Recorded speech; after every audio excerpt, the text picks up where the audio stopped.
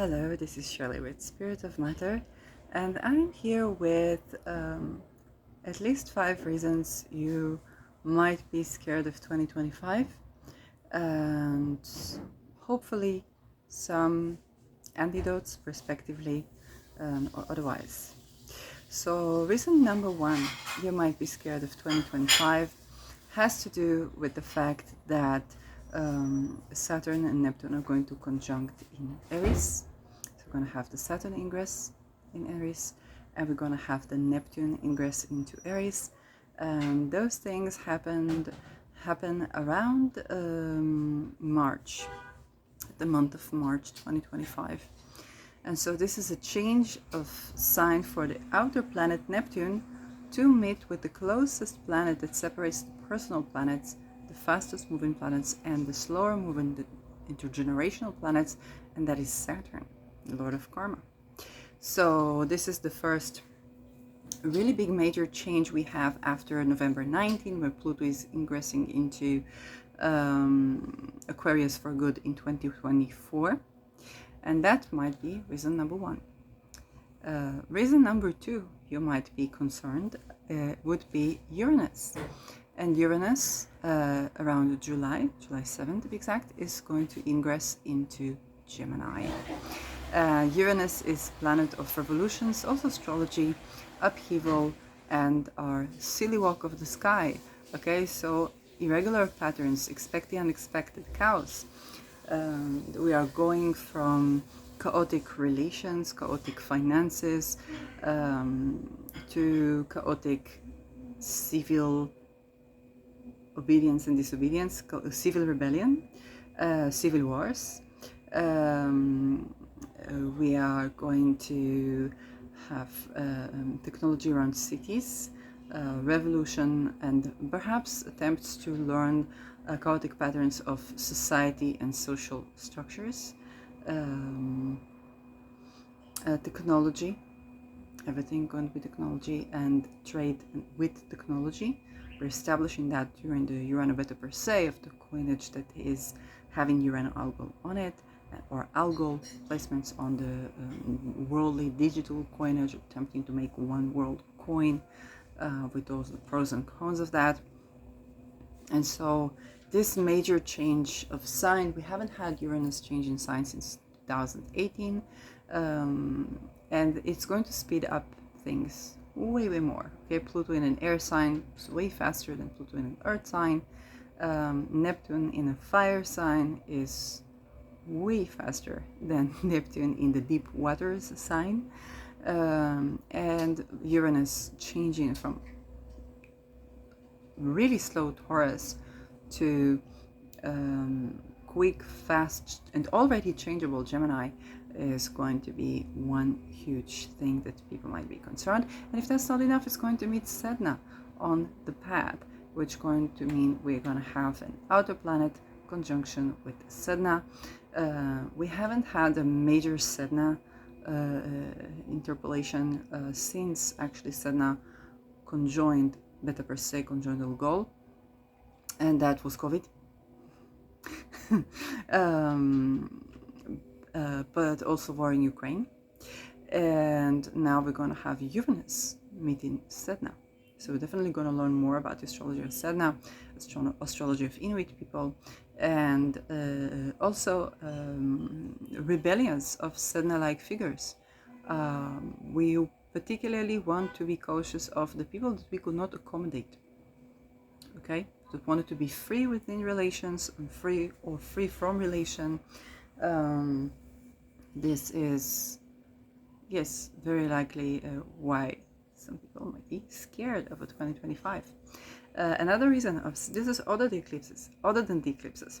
Another reason is that we're going to have Venus retrograde going from Aries to Pisces.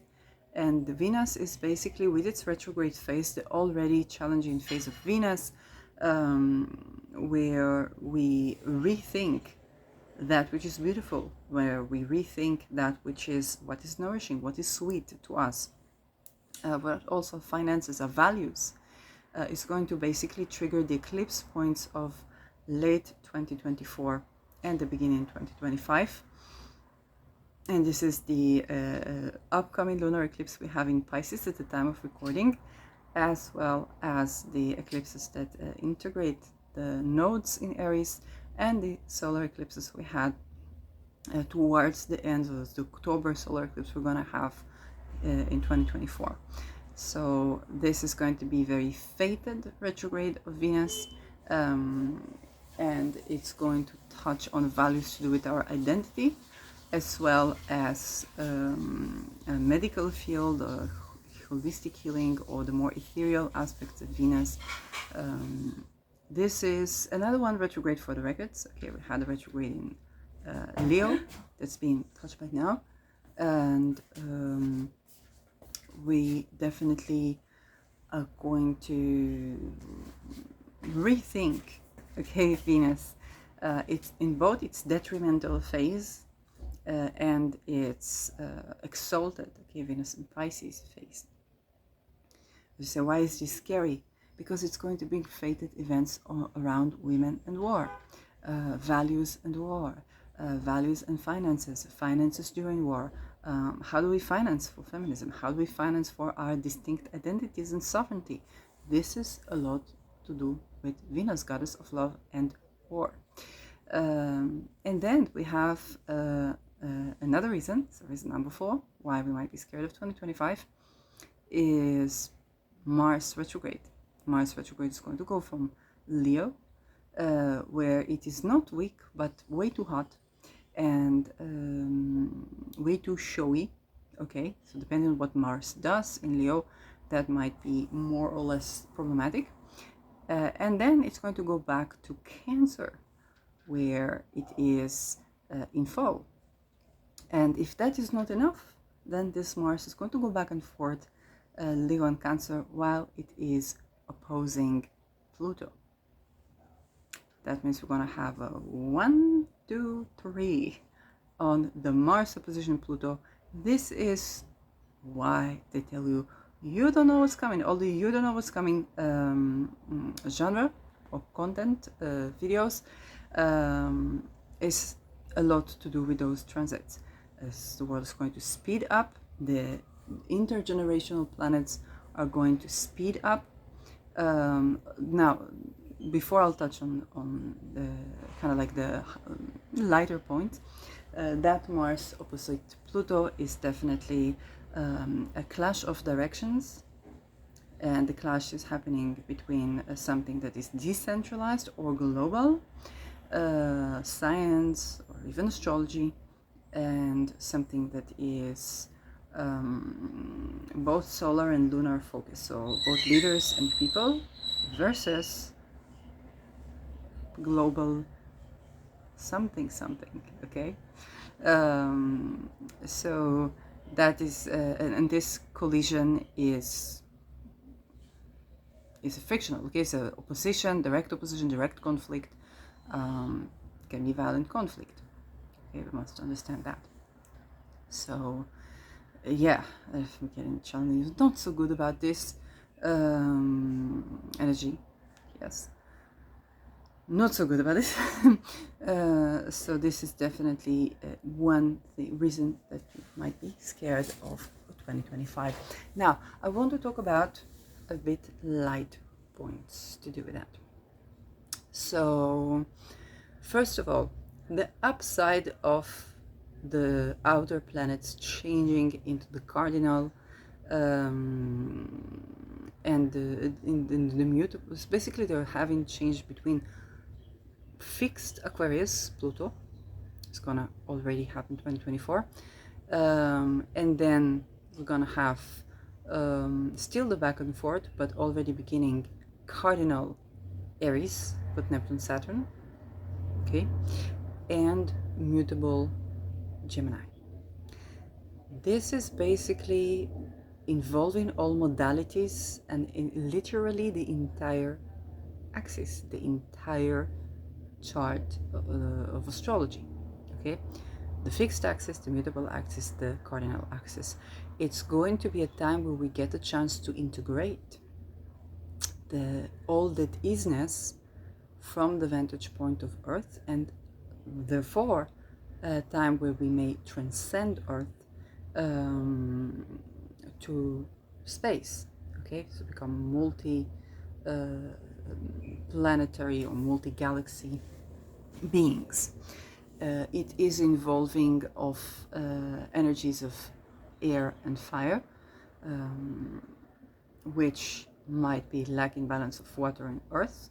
However, it's also going to bring in the elements of air and fire, which is our passions, our directions, desire to start something new, but also desire to establish and incarnate our sovereignty.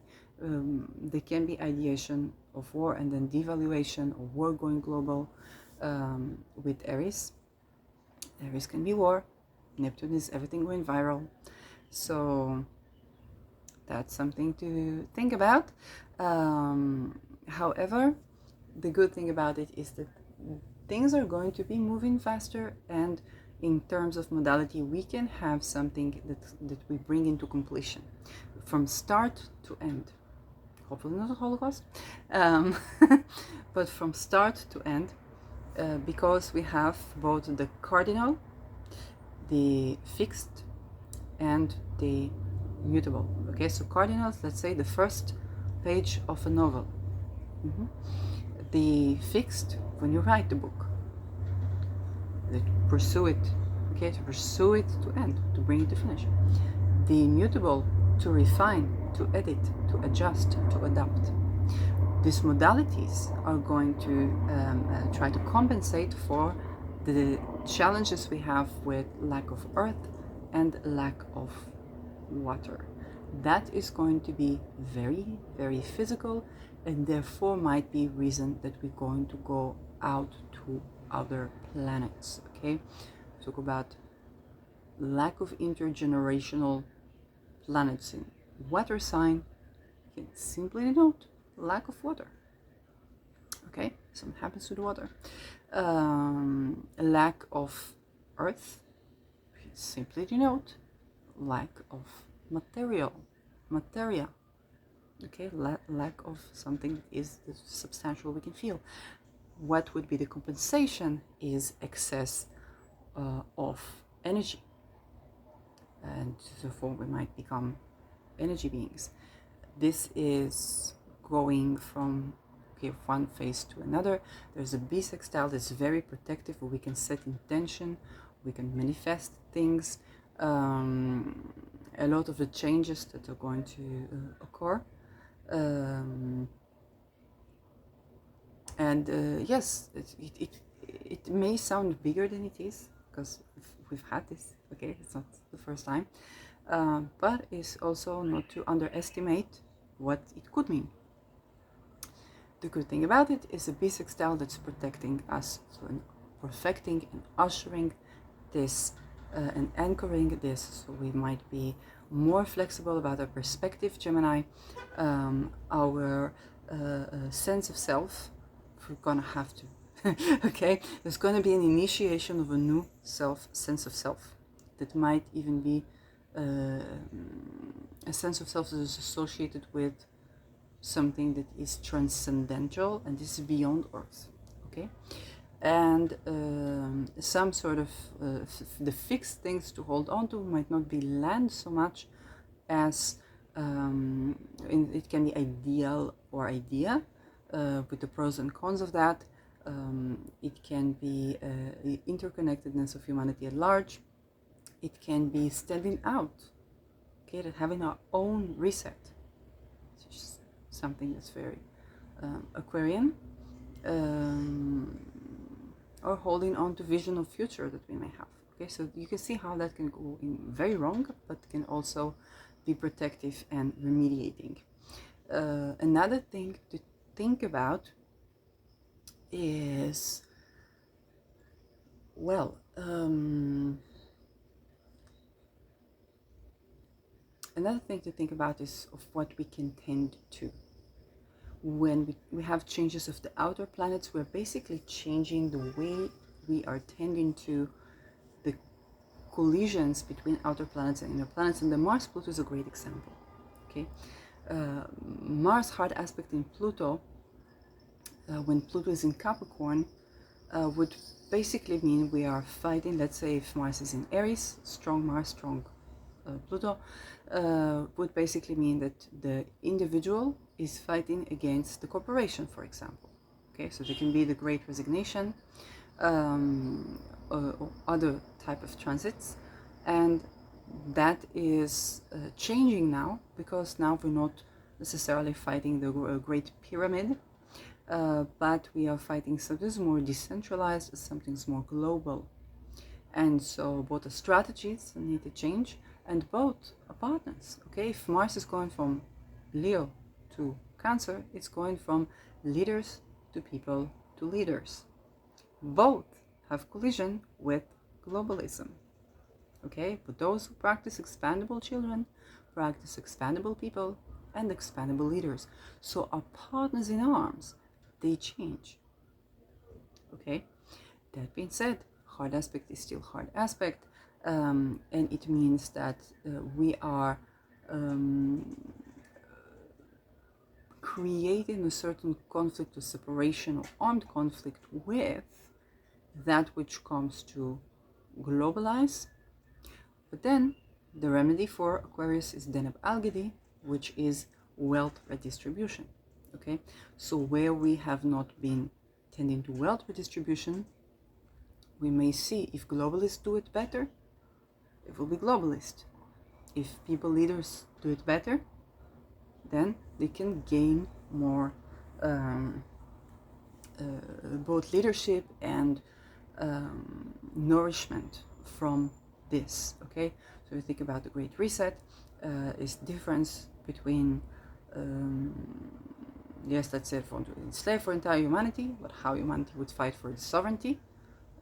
It would have power of the people, and it would have power of the solar figures, and those they have to unite against those hidden, decentralized forms of power that control for the sciences and so on, hidden knowledge. So this is a fascinating conflict. It can be remedied with Procyon from Cancer, Regulus, which is a solar planet, fixed star with the Jupiter, not excess Mars, and with the Deneb Algedy. So these are the fixed stars we definitely want to be calling on when it comes to remediating, balancing equity resources. If we the people and we the leaders have not been taking care of those who are left out, okay, the farthest from the plate, the homeless, the mad scientist that doesn't fit into any astrological community, that doesn't fit into any rubric. If we've been good taking care of these people, we're in good position. If not, Mars Pluto is going to be very harsh on the people and the leaders. Okay. On the other hand, if these people that the secret societies and the decentralized form of hidden societies, these cults, are not taking care of the people that, for example, that have no land, that and farthest from the plate, okay, because they have been envisioning equity for their standards, not aware that those what they think full slaves are people, they might get a big backlash. Okay, this is where the cults are being, okay, if you make that sound of what you think it is, because it is what you think it is. It's that time, it's the 20 years of Pluto in Aquarius. So we had both the foundation of United States, was completely a cult-based country, the first of many. And on the other hand, we had complete and total abolishing of cults, and even to the extreme, like the Falun Gong in China.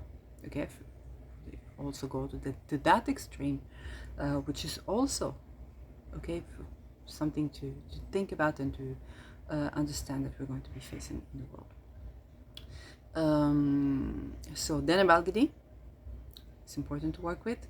Regulus with the Jupiterian phases. So we want to make sure the elections accentuate on Jupiter rather than on Mars. when you pick, let's say if you pick talismans, or when you call on Regulus, accentuate Jupiter.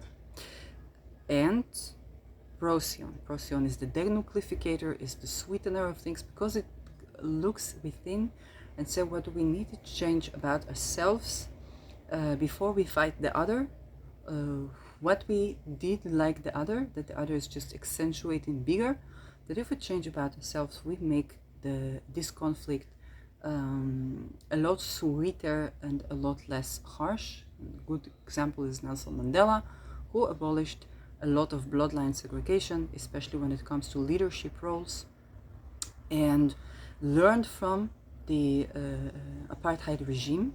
Okay, they learned of what they had to teach him, but also, like his father, rebelled the king and married a woman from another tribe. Okay, this is going to be seriously important to remember this example, and he managed to resist apartheid and really to change for where he lived. He still spent 28 years in jail. Okay, it's not to be underestimated, and he was controversial within his own people. Okay, so that is what we have to learn. Mars Pluto is definitely going to accentuate on these themes. So we talked about this one. Another great remediation that we can have is to learn about Sedna. Sedna is one of the first goddesses that we have, as goddess of the sea. And I tell the story of Sedna a lot, and we're going to hear a lot more stories when Uranus is going to conjunct Sedna. Sedna is the one that wasn't accommodated by the tribe. She wanted to be free, and she wanted to have willing consent. She wanted to be free, whether in relationship or out relationship, and there was no accommodation, there was no food for her. Okay, her father was worried because after he will die, if she doesn't have a husband, who will take care of her? So some versions she ran away with another man, was also abusive, and then she tried to run to her father, or her father tried to save her, but ravens attacked him and he cut off her fingers. She drowned into the ocean, and her hair became the sea animals. And so Inuit tribes worshipped Sedna to have food. I cannot stress enough how, with Industrial Revolution, the structure of cities, emphasize on children and their role in trade. Especially now when I make this video, Mercury is still on 22 degrees of Leo, expandable children, and the way that expandable children become leaders. Okay, for these children that survive the torture, the rapes, the pedophilia. Okay, they become leaders. And extorted, because they are forced not only to go through this but to perpetuate this. I cannot stress enough how remembering the story of Sedna and tending to abolishing expandable children while Sedna is still trying in Pluto before Uranus arrives. Uranus will try in Pluto, and that means that the power forces and the rebels agree. The ones in power and the rebels agree. Power is decentralized, or power is with the people. And Uranus is a revolution of society, civil war, and cities and technology, technological cities. Okay, this is where the poet, the politician, and the rebel agree. Okay. Is something that if we haven't been tending, okay, one famous politician who happened to have Pluto Marau, that have been going through such position of being homeless in the street and being artist, and then not being included in society. From him, he wanted to be soldier, and he could not be an officer, and then was recruited by the cult and became leader. I understand he went through torture. I understand he perpetuated torture. That's Adolf Hitler.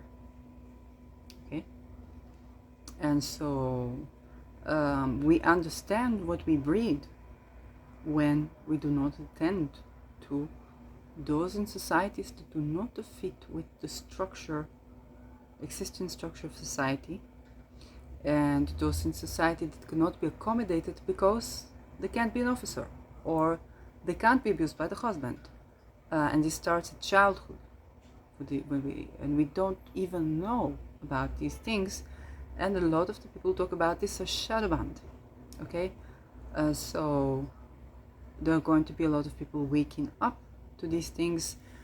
We want to abolish expandable children for the gate of we have once in 12 millennia that Sedna is where it's at, and the trine with Pluto. In this point, we literally don't have a living soul that remembers, maybe remember incarnation of this time, but not have a living soul that lived through this time.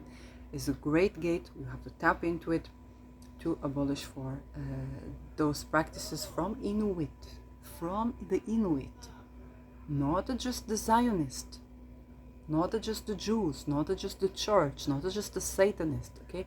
From the Inuit to China, to abolish these practices, because when Uranus conjoins Sedna, it's going to make a Sedna in hard aspect to outer planet manifest. But expect the unexpected. With Uranus you can set intention, and with Uranus you set intention to abolish for these practices, you would see what happened, but you can't control the how. Okay, there are many other things that Sedna can be. Sedna is, for example, goddess that people used to pray to for the right partner, because the partner that you can be free with, right? So Uranus can give you this unexpected eurekas. You're like, oh, but that's what I needed, and so just tending to it, the art of just tending to it, inviting solutions, setting intention, it's going to take you a long way towards the remediations for Sedna. One of the things that happened with Sedna ingress to Gemini, in where I live, is that we had a great inside job. That was not exactly inside job, because it's all globalist now, okay? And what the scenario that they were putting is they were isolating what the citizens of Israel in the world, supposedly to make them feel like Palestinians and so on. But for the only place that I found, yes, other than leaders from fatherland, the only place where I found people who understood was videos of Inuit tribes, and I was working with the Sedna, and I knew Sedna people were Inuit people, so I tried to learn about Inuit, tried to learn about Sedna, just to give reverence to Sedna, and there I found videos where they were supporting of Israeli people. So for the whole world was isolating, so because of betrayal it was internal, okay? Then the remedy came from the people that first worshipped Sedna. So this was my own experience. I had other great experiences with Sedna. This was my own experience, and this is also a part of why I feel so comfortable saying that from the Inuit, and I know about these things from people who are Inuit, and I think is on the scale is important to, because we all shadow band when we talk about this, to bring this voice into the world, than to yes, and I could be wrong, than to say, okay, we'll let people talk about their own culture and their own this and their own that. Here we're talking about outer planets, so we make connections to secret societies and know the connections. When you go to certain tribes in Africa and you find that the same gods, that the Nordic gods and African gods have same themes and even same omens, then you know when you talk with Inuit, if secret societies, they have this knowledge. If we the people don't have this knowledge, they would use for this knowledge, and they don't care about cultural appropriation, about all of these things that people care about. We would not be able to spread that knowledge. When I turn to you and I say, yes, spread this knowledge, because it's relevant for whichever tribe that you are, to abolish the practice of expandable children, of infanticide, of incest, of molestation, and also for the way we train shamans and doctors and healers is basically we put them to torture, and we have satanic ritual abuse survivors that describe for this torture, and where the desired extension of the senses can be reached through growing with love. And this is something we get to change from the beginning of our humanity, which is what we know is Inuit tribes, throughout entire humanity, okay? Which is also said in a reverence. And this is not by forcing Inuit to do something, it's by doing this in our own ancestries, in our own culture, okay? That's something that we, as much as we can tend to, from whichever perspective you mean it, okay? Whether it's who will take care of the children, we know that the welfare kidnaps them, whether it's hospitals, whether it's the bureaucracy, okay, for what happens to unregistered children versus the over-registration of things. Okay, there's many ways to tend to that. All of these ways are very important, and that is going to remedy for the hard aspect between Uranus and Sedna. And yes, I would say, yes, Uranus is going to try in Pluto, and so that just means that the marginalized rebel that was betrayed agrees with the decentralized secret society or worldly power or all the world. Okay, as a person who lived, and I'm sure if actual Palestinians were not shadow banned, we would hear a lot more. But as a person who lived through one of these betrayal events, you see a lot where your perspectives completely shifts, and you get bigger perspective, and that yields radical thinking. This is simply put, radical thinking. Okay, if you grew up in Israel, you grew up thinking, what range should I be from an A-bomb? Not just in Hiroshima or Nagasaki or Chernobyl, okay? Okay, so, and when you didn't grow up in such settings, those radical thinkings can be strange to you. So this is something where I cannot tell you, oh, Pluto is going to try this. Yeah, I've lived through such event. Okay, this is it's not really something that is bridgeable to those who've not lived through such events. Okay, heard me mentioning these things every once in a while, heard me talking about Adolf Hitler and his need to have cyanide and to do whatever it needs to do. We heard me talking about the memento mori in the cults. And when they do for this initiation, they show you not good things. And they don't show visuals. So this is something that is going to be the way that I can think of bridging that without having to put you through such events, is basically to tend to Sedna and to tend to abolishing expandable children, to listen to survivors, and to take into account that all people that you know have been through that, the decision makers and hidden decision maker also. Yes, because this is true, and this, I think, is going to usher you into the Uranu, usher all of us into the Uranu Sedna in a way that is way better than if you wouldn't do it. Just to say that. So we've covered some reason that 2025, even without thinking of eclipses, is scary to people, and it's not because change is scary, okay? So and we've covered some things, some fixed stars or talismans you can work with, some remediation you can do, okay, for Sedna, reverence, and particular topics that are core Sedna issues. They're relevant to all of us, even if we're not Inuit. We've covered the bisextile between the outer planets. This is actually protective. That's going to assist us and protect us a lot through this time. We can tend to that. And we've covered for the importance of being inclusive and wealth redistribution when it comes to nourishment and when it comes to the ability to be who you are, sun. This means also issues of fame. Fame is not vanity. To shine as you are, to be who you are. Who did we allow to be who they are? It's not just leaders, so performers, but also who did we allow to be who they are? If we just cancel people and say, well, the competition is very harsh. Yes?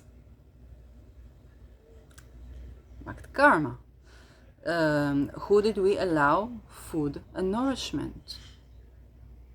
Okay? Wealth redistribution. Who did we allow for emotional support and emotional well-being? That is, yes, another big deal, big thing. Okay, who's been receiving emotional support, who's not been receiving emotional support. Mars in all of these aspects is going to assert certain things. This is why I guess they say with Pluto Aquarius is the rise of the underdog. Okay, the rise to fame of those who were not famous. But Mars here is opposite to this Pluto. Okay, so for the remedy is of course, well, to allow people to be who they are, to allow people to have their shine, to meet for emotional needs, to allow people to meet their emotional needs, their safety. Okay. Yes, and that is a big aspect. Yes, it's again getting not so good vibes for this aspect, which is what it is, but it can be, we can turn to Denabagadi, we can turn to Procyon, we can turn to Regulus when it comes to these things. So, see you in my next video. Bye-bye.